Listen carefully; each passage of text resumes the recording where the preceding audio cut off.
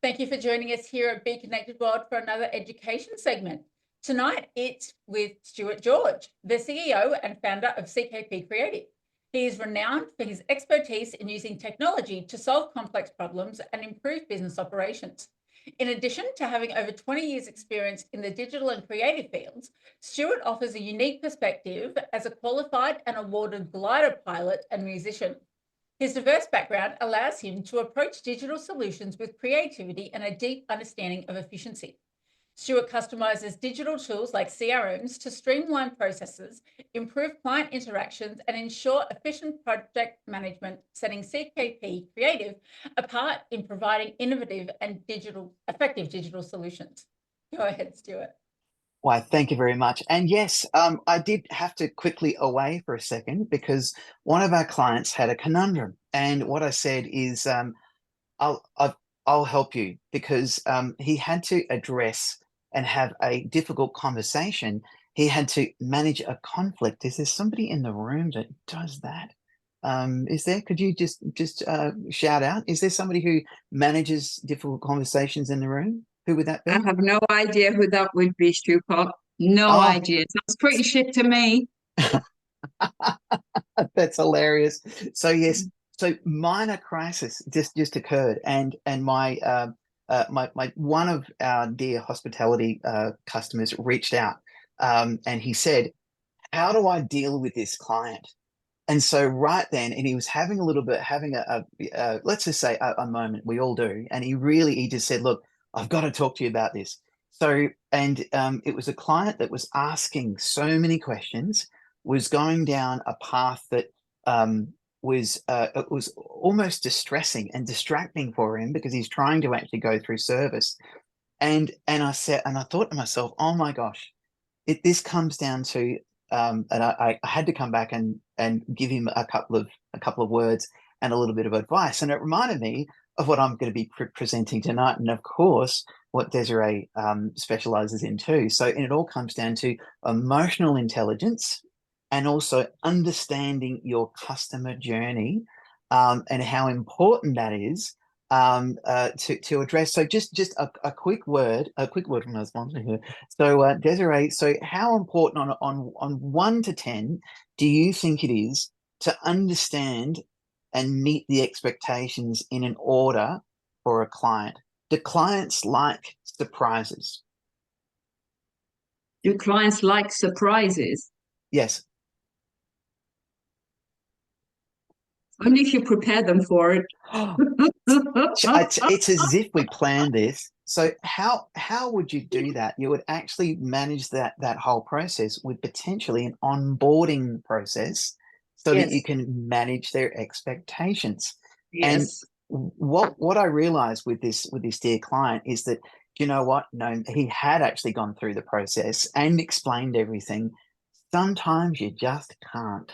And that's why I had to jump off then as well. So this is sort of a part of a larger conversation around improving customer experience. So so one of those very, very important things when you're dealing with your clients is to actually set a pathway and understand the journey. Who in the room, could be a guy called Mark, could be two Marks actually, I know, who are very good at this. Who in the room has an onboarding process and has like in say 5 steps, could you nail what your onboarding process is, Mr. Science? I'd love to hear that because of your background. What have you experienced are the 5 steps you think assist people to be the best clients for you in an onboarding situation? They've engaged you, but now you need to lay down the rules. What are your 5 steps? What are your 5 hot steps, Mark?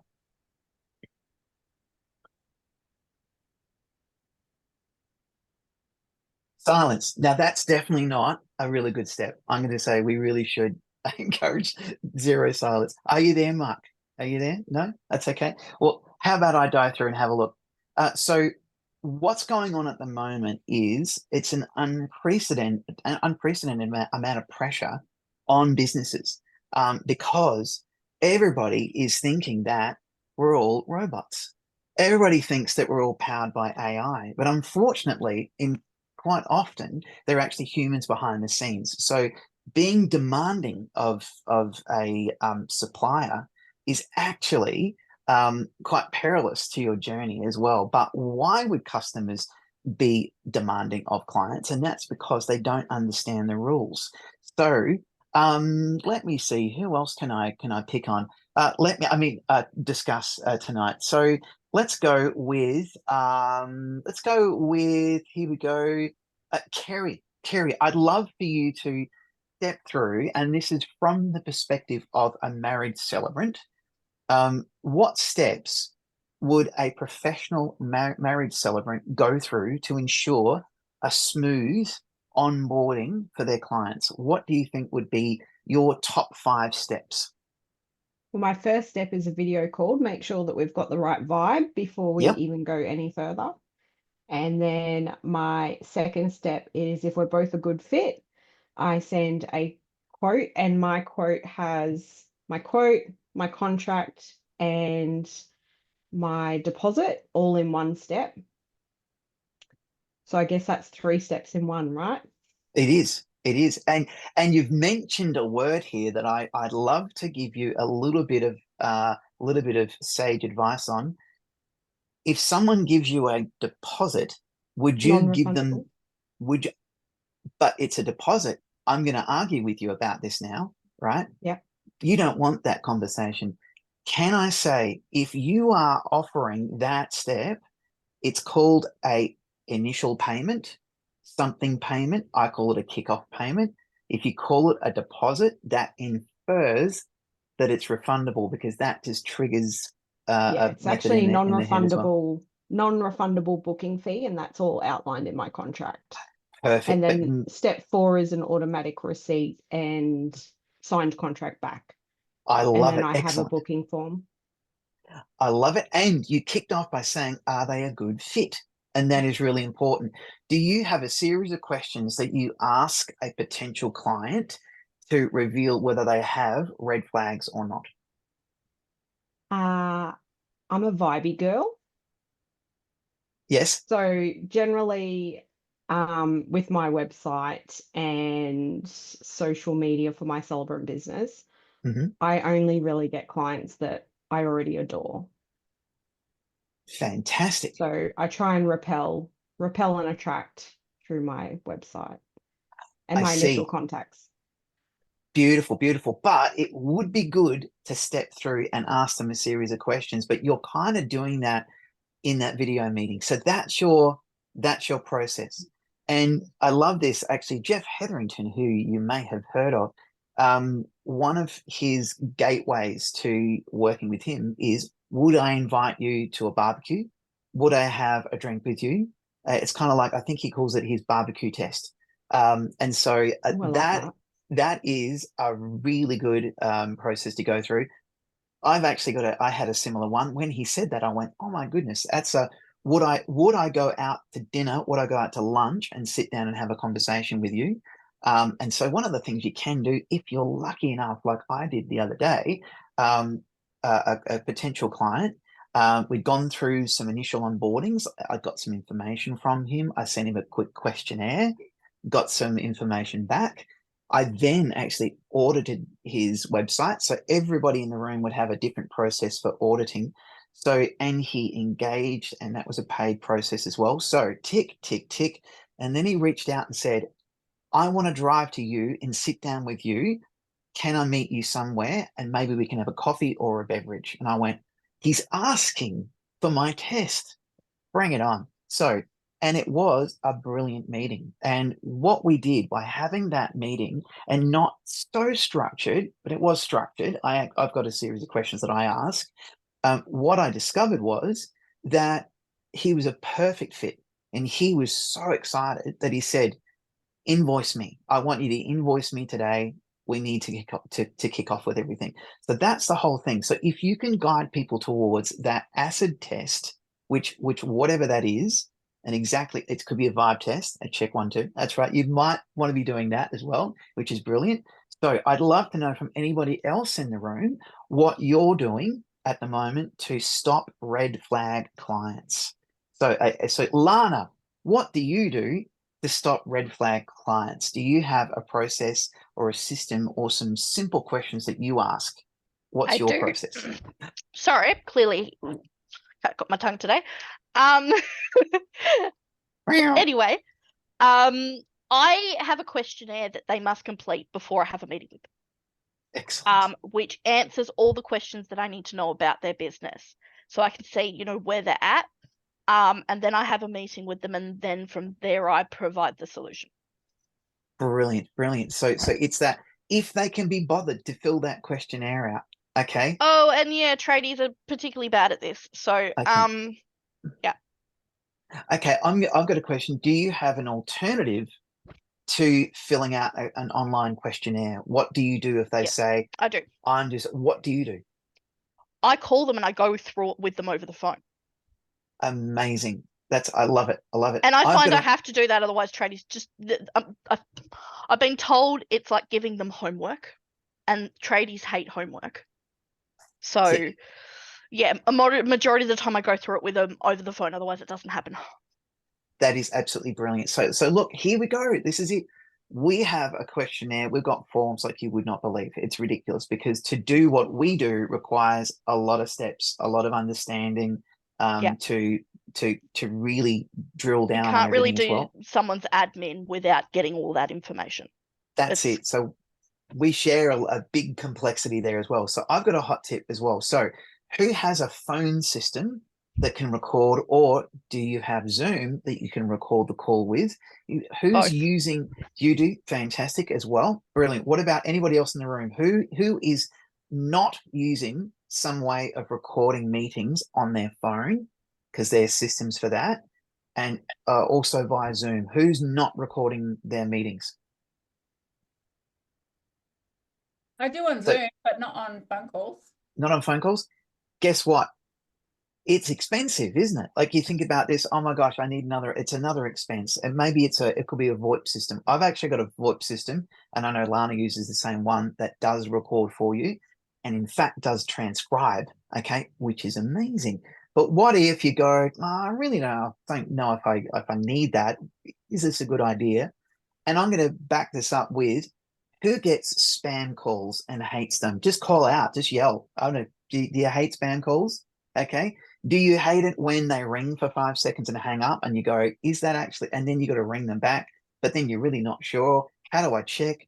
Do you Google their number? What do you do? Okay. So fantastic. Excellent, Dre. Tick that box. That is brilliant. So here's the thing that you can do on your mobile phone. You do have mobile phones in the room, I'm sure, and people are ringing on those. There's actually an app which is ridiculously low in cost. It's called Truecaller. So Truecaller has, you've got a team. See, Clayton, you're 2 steps ahead. This is brilliant. Excellent. I love that. Get a team, work towards getting a team. If you don't have a team, you can actually use Truecaller, which has an actual call recording system built in.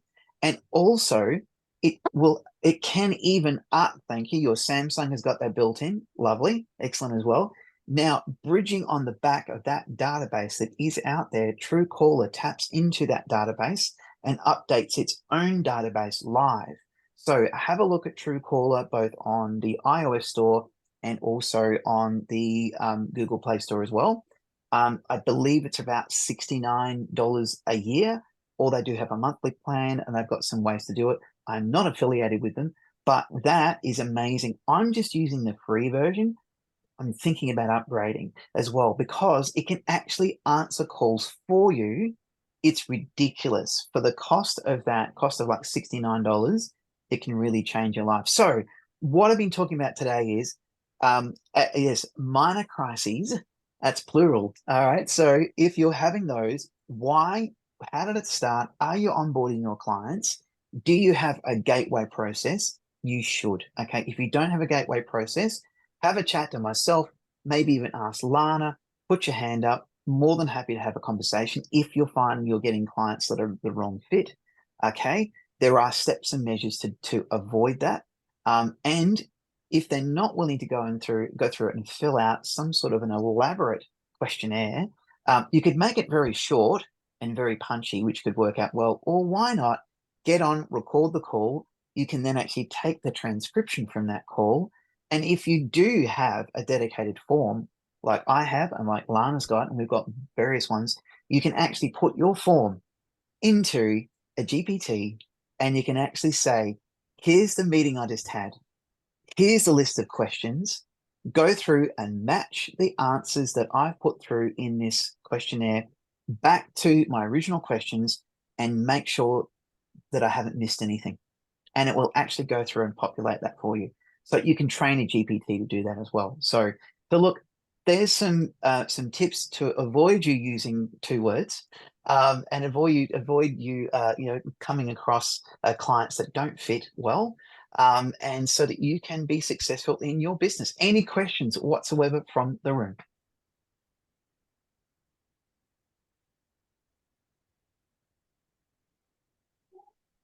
And if we don't have any questions, well, thank you very much, everybody.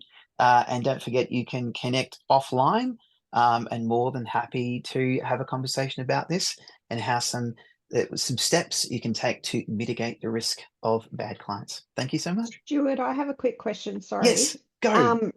Truecaller app, how does the privacy thingy work on that? Like, does the caller know that they're being recorded? Well, typically I would recommend that you say, I'm recording this call for my own notes. And what I do, as I always say, I'm doing my verbal asterisk here, which always gets a bit of a laugh. And I say, I am recording this call for my own purposes. None of the information that you share here will be released in any way, shape, or form. And if you use a specific GPT, and here's a tip too, so if you're putting transcriptions in, you can actually ensure that that information doesn't go into the large language model. You can actually sandbox that information as well, which is really, really important. You could also say, if you're concerned with me recording this call, I'm more than happy to accept a NDA or some sort of a sign off so that you understand. But it's purely from my own notes. And if you're okay with that, and this is it. That is the best practice. Absolutely. Oh, thank you. You're very, very welcome. And there was a note in the chat as well from okay, anybody else? Okay. Legally record a call without letting people know. That's true. I'm reading sideways here. Yes, correct. And what's really good is if you're on Zoom, you get that beautiful voice. So dulcet tones of this call is being recorded. You can't miss that. And I want them to change it. I'd like them to maybe do it in a Scottish accent or just something interesting. But we'll see what happens. But any other questions in the room before we hand back to Ali in Central Command? No, perfect. Lovely. Wonderful. Again, Stuart, thank you so much. Very great information, and the legal side of it as well is to make sure that they know they're being recorded. So great talk as usual. Thank you very much.